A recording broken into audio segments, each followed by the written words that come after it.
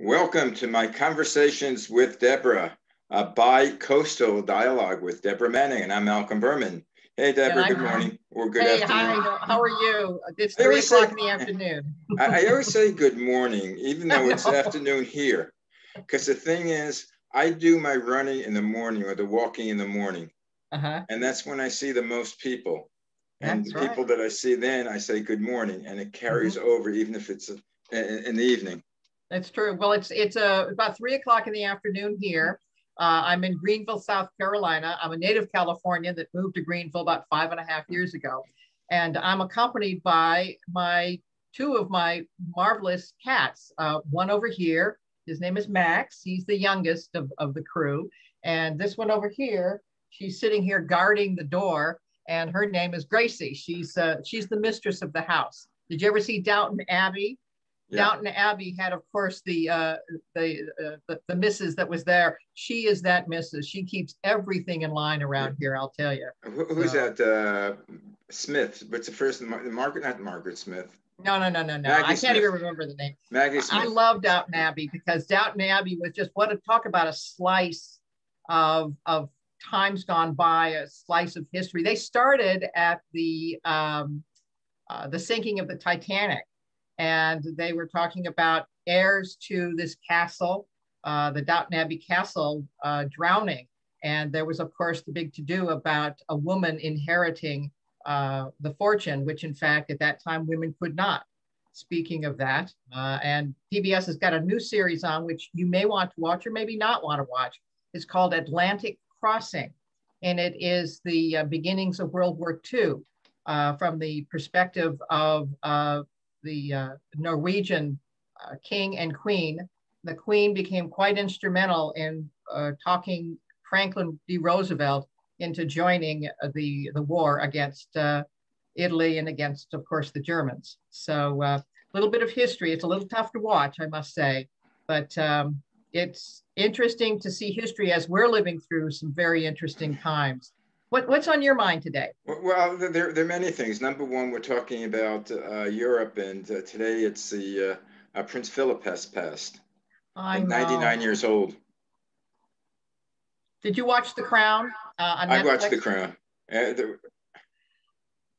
Very interesting individual, a very interesting individual. And he was such a part of the monarchy and supporting the Queen, and I cannot imagine the depth of her sorrow. I know after she's been with him for 73 years. Yes. And supposedly he was her only love. Yes. Well, but did you know that they were third cousins? I would imagine so, because you have a very small number of people who would be in the monarchy and be available to be kings and queens. I would think so. Queen Victoria was, I think, their great-grandmother, both of them. Yes, absolutely. But anyway, yeah. And the thing they also brought to mind when you're talking about the king and queen of Norway? Yes. Okay. There are stories that the U.S. intelligence knew about Japan's plan to bomb Pearl Harbor. Yeah. And they didn't want to reveal it, and they let the bombing go through because this was a way of us getting into the war that everybody would agree upon, that there was so much conflict in our government. And with the U.S., why should we go into the war because it was in Europe? And it didn't affect us.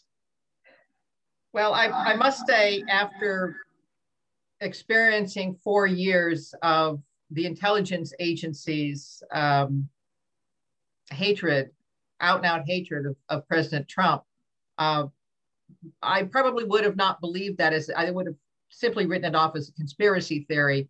But the more and more you see actual evidence that there is a political bent on these intelligence agencies, you begin to realize that that's very much a possibility. Mm-hmm.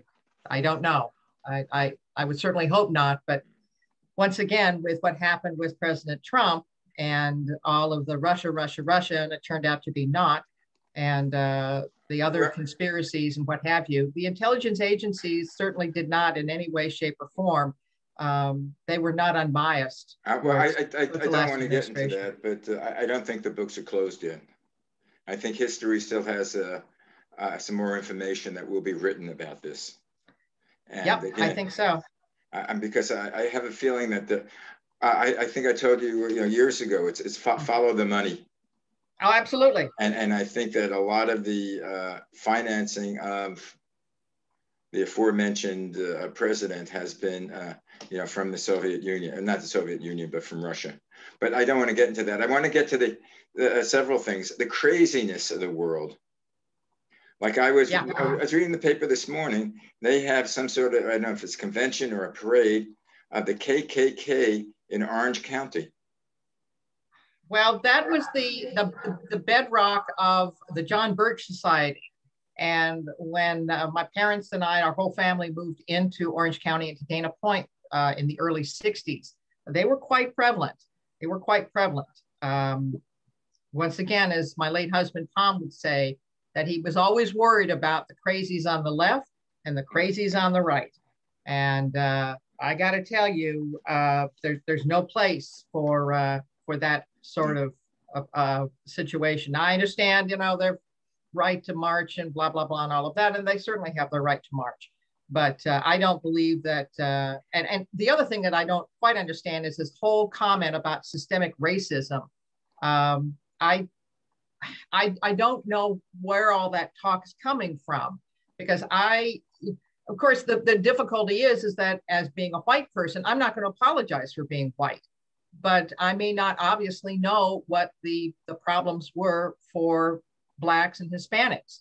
But I think saying that it's all due to racial inequities and what have you, possibly, but I think it's really well overdone.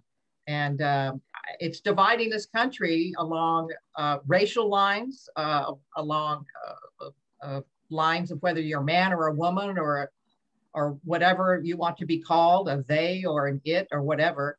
I think division is not in the best interests of this country. I just don't. And that's the whole reason that frankly, anybody who's watching this, is that the reason that Malcolm and I continue to talk, because we're ordinary folks that want the best for America. We want the American traditions to survive, which is opportunity for all and economic opportunity for all. And at this point right now, there's some questions. There's some very odd things going on. I think this cancel culture situation is becoming quite alarming. It almost reminds me of, because I'm a student of history, of the early 1930s. In the early 1930s, there was very much the brown shirts and the whole idea that there was only one way of thinking, and it was their way of thinking. There's not just one way of thinking. We have strength because you have an opinion, Malcolm, and I have an opinion, and we come to a compromise. But that's not what's going on at this point right now. And it does concern me. It does concern me. And I do think that normal people like you and I need to speak out more and to say enough of the nonsense. Let's come to the middle and make some good decisions for this country. Well, the things I get confused about, I'm not confused, but when they say you have to have equal opportunity, equal rights, you have to have equal rights. It doesn't mean that you have to love your neighbor. I mean, it'd be nice if you do, but you just have to give them equal rights. Mm-hmm.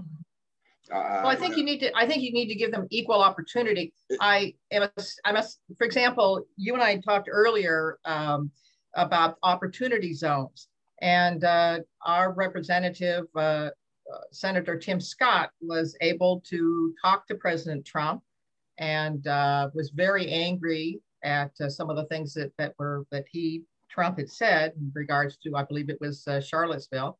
And Trump turned around, and before Mr. Scott left, he said, "What can I do?"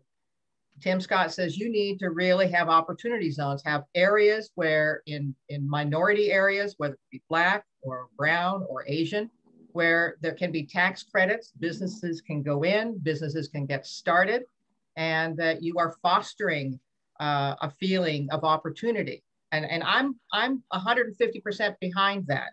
I'm not behind giving out welfare willy-nilly, because at this point right now, for example, in California, they're looking at giving a number of stimulus checks, a whole variety of different welfare to people who are coming across the border that are non-citizens. And that's a real problem. We need to be able to make sure that our people are taken care of first, and our people meaning American citizens. And we need to give opportunities. And once again, the opportunity zones did beautifully. I think, unfortunately, they have been abandoned, which is a shame. Well, I don't think we're abandoning the Americans for the people coming here, the undocumented workers. I think there's enough room to help out both.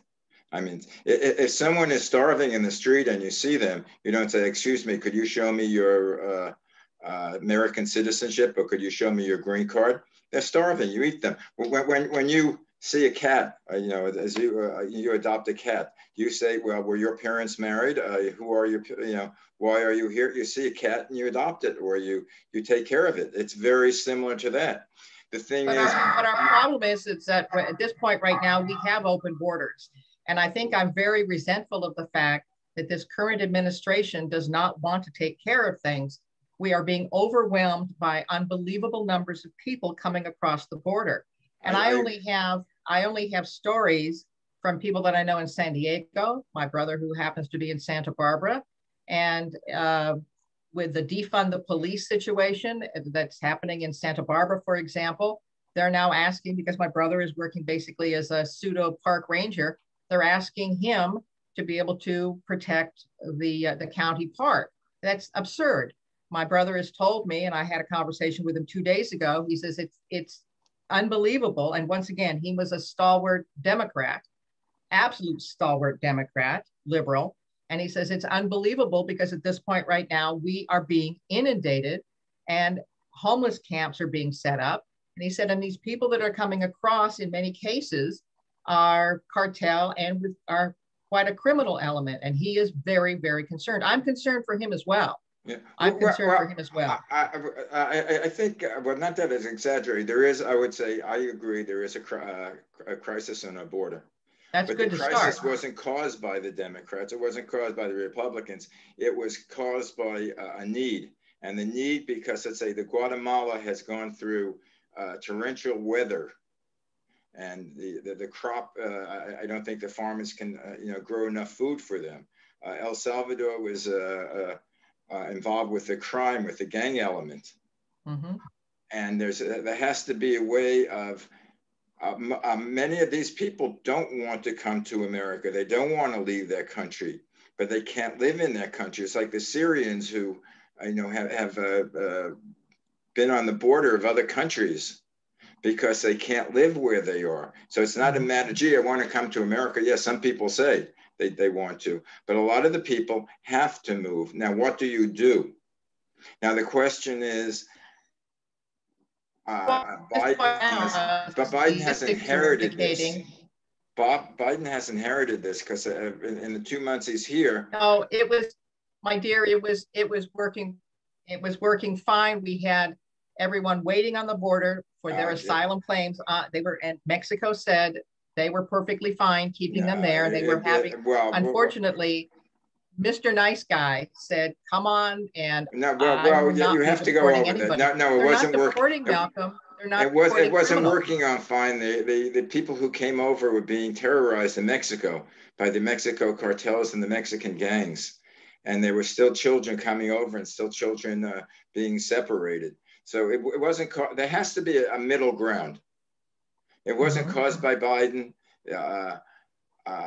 And probably a lot of the propaganda that's going on within the other countries are people, I don't know whether it be the foreign countries who are against us or saying, well, yeah, Biden wants to, he's going to let everybody in. He has said in his speeches, no, I don't want everybody. I'm not going to separate the kid. I'm not going to separate the kids can come in, but not their parents. But unfortunately, he said it on 3 separate occasions that he was going to have essentially open borders. He said I have never heard him say that. And he said it numerous times. I have never heard him say open borders. Well, I'll find the quote for you.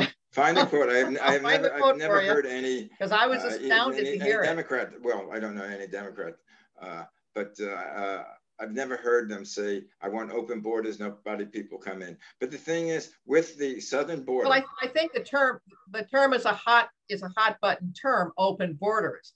But ostensibly, we have open borders. You realize that the cost to the American taxpayer right now is $300 per day per child. These unaccompanied minors, they have cartel members that are dropping. You saw the videotape of the two young girls that were dropped over the wall. I'm not saying there isn't a problem, but I don't know what the answer to the problem is. The answer to I think the answer to the problem is to essentially say stop and work with Mexico.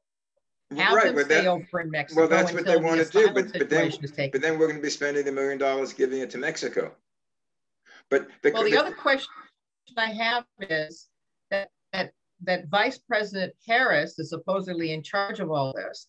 She is used to go to the border, number one. And number two, when the Homeland Security cabinet member is there, he does not allow the press. Now, why would you not allow the press? If that happened under the former administration, there would be riots in the street from well, it did happen under the former. It did happen under the former administration, and they would put pressure to bring the cameras in there. But the question is, I agree with you. The situation is not correct, and it has to be corrected. And it's not something that Biden wants, and it's not something that he caused. But it's exactly what Biden wants. It's exactly what the Democrats want. No. Why would the Democrats want that? Why would they want that? That's like saying, okay, when they come over the border, let's give every one of the refugees, the illegal people coming over the border, let's register them to vote. It's never been proven. I mean, they do. Don't you understand? We're in California, and when we left, they had not only driver's registrations going on, but voter registration going on. And they were registering everybody left, right, and indifferent. And there was nothing on there that said, are you a citizen or not? Yeah, but I don't think, I'm a citizen. I don't think that's happened. That's part of that whole conspiracy thing. That's not. That's where we disagree. I've seen the form, and the form does not ask. In fact, there was a court ruling at that point from the Ninth Circuit saying you couldn't ask the citizenship of anybody. Or in many cases. No, that was for the census. It wasn't to become a citizen. It wasn't to get your citizenship. No. It's papers. Not citizenship. It's get your voter registration. No, because you get voter registration. That wasn't voter registration. That was a census. Yes, it is. No, but the census says all people. It doesn't say people that are citizens. No. I'm not talking about the census. I'm talking about why would the Democrats want to have open borders? The reason that they want to have open borders is they're looking for more voters. They're assuming that Hispanics that are undocumented would in fact vote for them. And they are allowing the voters, especially in California, they are allowing non-citizens to vote. They are registering them to vote. So, what is, the problem at this point right now, and you're going to see the Supreme Court attack this case, because for people like you and me who are citizens, it's in fact diluting our vote. It's diluting our vote. So in other words, if you have a number of people who are non-citizens voting a certain way and a number of citizens voting a different way, it is going to be more difficult for citizens to be able to really demonstrate their true desires in terms of lawmakers. You're going to have problems. Well, to talk about inequities, how many senators do we have in California? 2. Okay. How many senators, how many people do we have in California? About 40 million? Probably.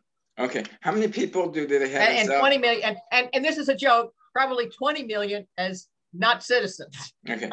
But go ahead. How many in South Dakota? How many senators do they have in South Dakota?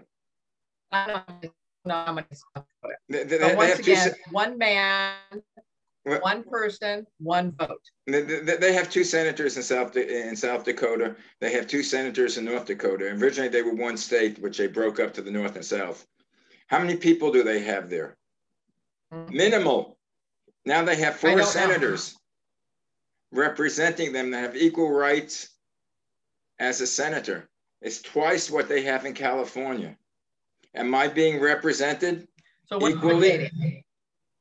What are you advocating? I'm saying it's everything is an equal. I'm not being represented in the Senate as a Californian as well as a person from Dakota.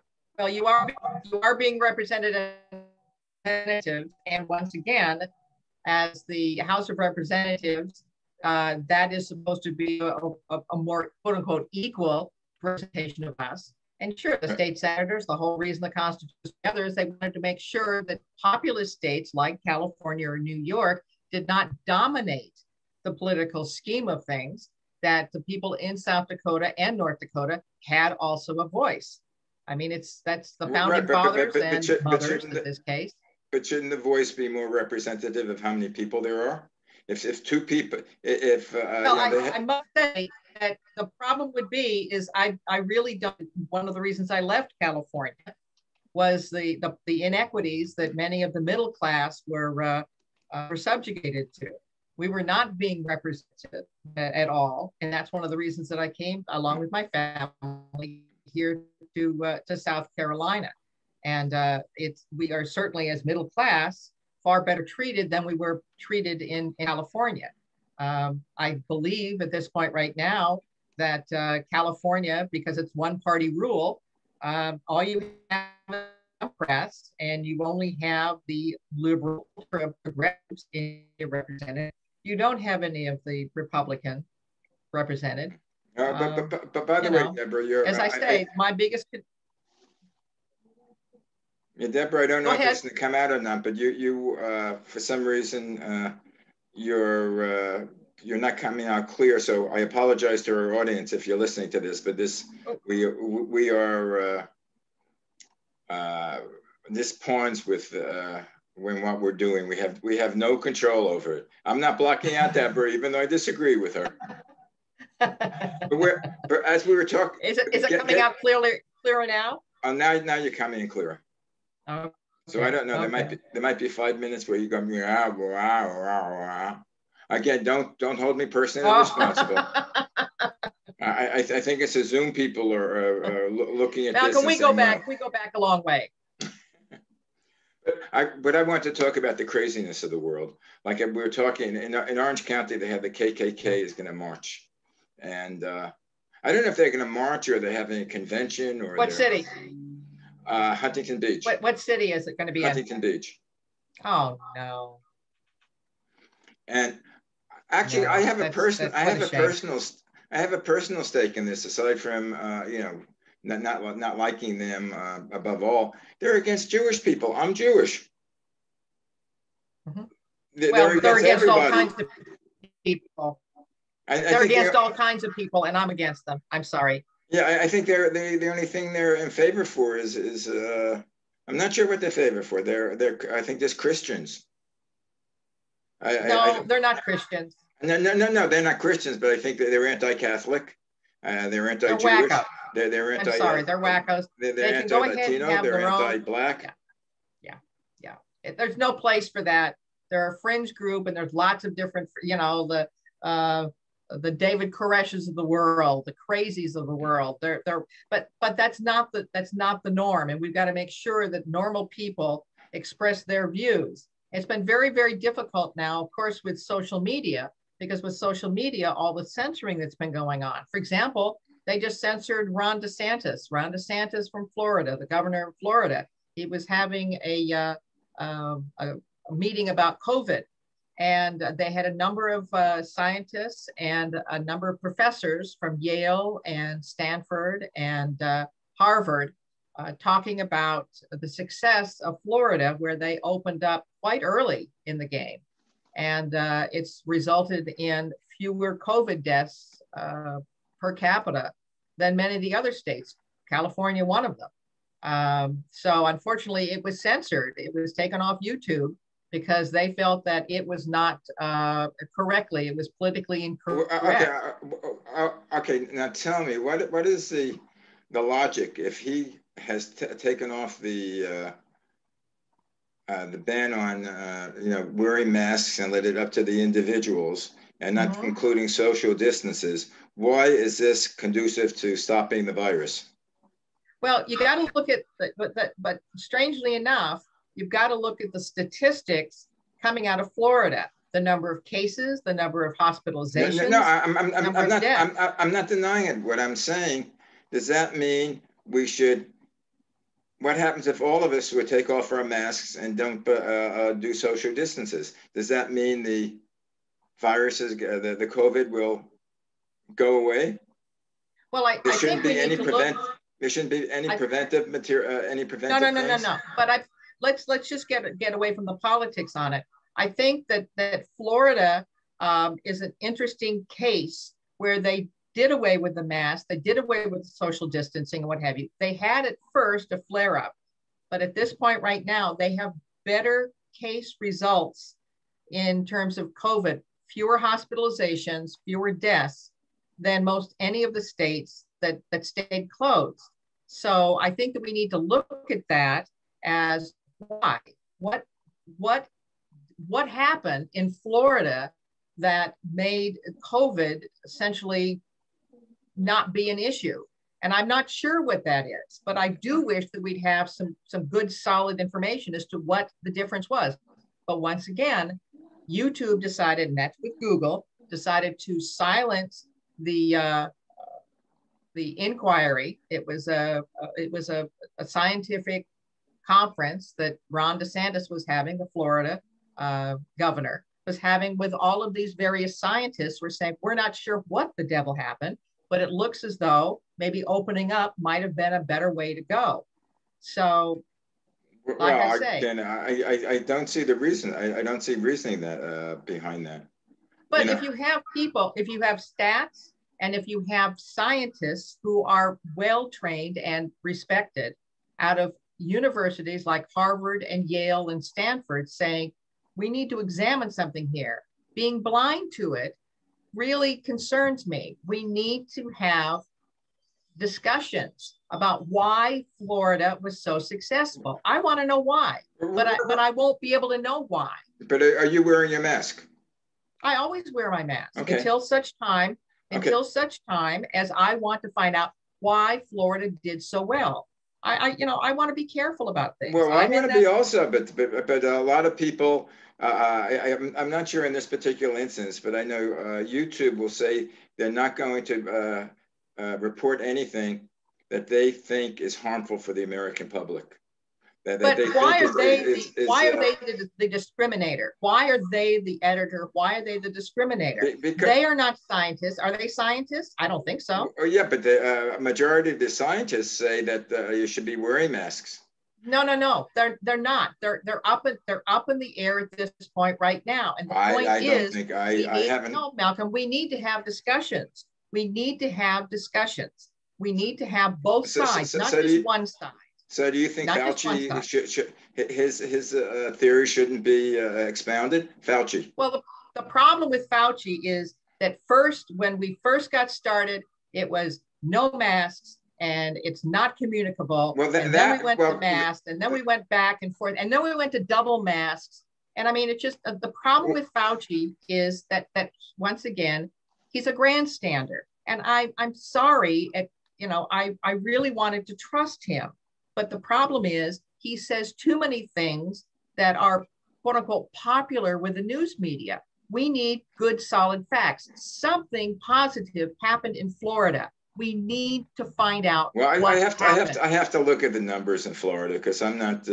I know that there are about 27. I forget how many states that there's an increase now. That's another thing I was talking about. Wanted to talk about is how people are overly optimistic, saying the pandemic is over. I think it's like 29, 30 states have greater numbers now than when. But it comes down to, because once again, I had COVID in February of last year. There's no doubt in my mind that I did. Did you survive? It is It is horrible. It is horrible. But I did, and I almost went to the hospital. But once again, I stayed home. I sequestered myself. I took, good care of myself, and I was fine. It's a horrible, horrible disease. But it has to come down to hospitalizations. You realize that 80% of the hospitalizations were people who were obese. They were overweight. Right. They were also diabetic. Those are cases that can be documented. And once again, I want to know why in the world Florida has avoided all of the situations that California has not. California has a higher death rate than does Florida, and yet you guys were closed. Florida was open, and it doesn't make any sense. But you've got to follow the science, and yet Dr. Fauci doesn't want to follow the science. He wants to follow, what's popular, what's politically correct. Okay, that's baloney. So your thing is, if you follow the science of Florida, then we shouldn't be required. People should not be required to wear masks. All I'm saying is that we need to find out what Florida did right, and go ahead and apply that information so that people can make up a decision. I have made a decision, as has my husband made a decision. We are continuing to wear masks. In fact, I wear a double mask, okay? That is my decision.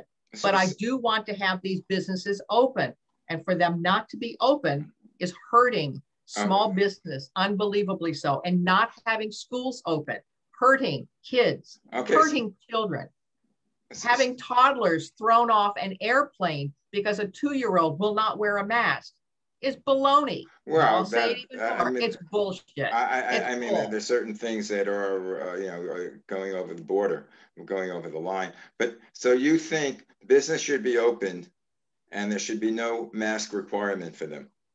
I think that each business can make a decision. For example, when I go into a grocery store, the grocery stores that I frequent says, please wear a mask. Fine, I'm wearing a mask. Some of the other stores that I go into, for example, Feed and Seed up in TR, they don't want us to wear a mask. I don't wear a mask. That's fine. But bottom line is that we need to get our freedom back. And I think what's happened is that COVID is being used, continued to be used as an excuse to be able to crush a lot of small businesses, a lot of businesses across the board. Because once again, if Florida's been open and they have fewer hospitalizations and fewer deaths, and California's been closed and they have more hospitalizations and more deaths, well, doesn't that strike you as odd? I have to see statistics. All I know is that it's 30 odd states are having more COVID now than they did during. If they have more COVID, do they have more hospitalizations, Malcolm? Yeah. The answer is no. No, the answer is no. yes. No, they don't. They have more cases of COVID, but they have fewer hospitalizations. If COVID then becomes just like another flu, then. Oh, I don't think it's another flu. No. It's another variation. But actually, let me take a look at some of the statistics, and we'll get when we get together next week, we could talk about it. But I know all over Europe, it's becoming greater and greater. In Italy and France and England, and I understand that Europe has made a complete mess of vaccinations, a complete mess, and they have not gotten the vaccinations out to people. So that makes only common sense. We had 5 million people last Saturday, I believe, vaccinated. 5 million Americans that were vaccinated last Saturday. That's not bad. Yeah. And the continuation of vaccinations, the numbers of vaccinations, we're doing a great job. And once again, what I don't understand is all of these commercials saying to all variety of races and nationalities, oh, go take your vaccination. You need to take your vaccination. Take your vaccination, for crying out loud. That's what it's designed for. It's designed to help. Well, it's becoming very political. And supposedly, I don't know why Trump followers aren't taking vaccinations, because he took one in February, him and his wife. Anyway, I don't know what's happening, because again, you're being frozen. Oh no. I think you're being censored. Well, they're not going to be able to do that. Is our show boring to cats? Both of them are sleeping behind you. They're very happy. We had quite a storm last night. I was telling you when we first tell got me about started. that before. Yeah. It's wild. Once again, we really have weather here in South Carolina. It's always been this way. But we had a storm that came through and it was very funny. So we're getting ready for bed and all of a sudden, Gracie, our little gray girl here, all of a sudden her eyes go wide and I'm looking at her go, are you okay? What's going on? No, she goes screaming underneath the master bed and she's there, you know, shivering and shaking. I said, what's happened? What's going on? Well, I found out 30 seconds later, huge thunderstorm was coming in. Now the thunderstorm literally was 1 mile wide and about 3 miles long, but it absolutely went completely over our house. So all of the cats were literally screaming and afraid, all except for Max. Max loves things like that. He loves thunderstorms. I mean, he loves the Orkin Man. When we have the Orkin Man come in here, he literally follows the Orkin Man with pest control, room to room to room. So I remember when I first moved to LA from New York. And when it would rain in LA, it made the news stories. That was the #1 lead story. It rained today and it's going to rain tomorrow. And I go, what? That was a #1 story. Couldn't believe it. Anyway, you're freezing again. I don't know why. But anyway, our time is up. I don't know how it's going to come out on the on our Zoomcast, but hopefully, you know, you won't be frozen on there. But right now, I have to say goodbye. And this is the best. All righty. Nice to see you. Now you're back in, so I don't know whether it's mine, yours, or the ethos out there. But anyway, I will speak to you. Well, I'll see you next week. Well, it's always good to talk with you, Malcolm. Right. Bye. We'll talk later.